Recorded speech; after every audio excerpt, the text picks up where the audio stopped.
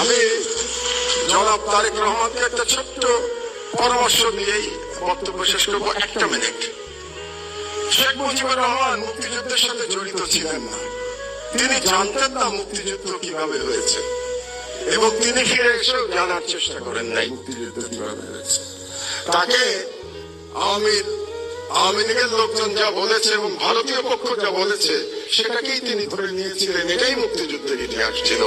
এই জন্যই তিনি ব্যর্থ হয়েছিলেন। জনাব তারেক রহমান, আপনি 17 বছর দেশে ছিলেন না, আপনি জানেন না এখানে কি হয়েছে। আপনার বিশিষ্ট লোকজন আপনাকে যা বলেছে এটাই আপনি শুনেছেন, এবং এখন যারা মিডিয়ার নতুন বন্ধুরা আপনাকে যেটা বলছে সেটাই আপনি শুনছেন, এবং সেটাই আপনি মনে করছেন এটাই বাংলাদেশের 17 বছরের ইতিহাস। বাংলাদেশের 17 বছরের ইতিহাস এটা না। সেই ইতিহাস আমি বর্ণনা করব।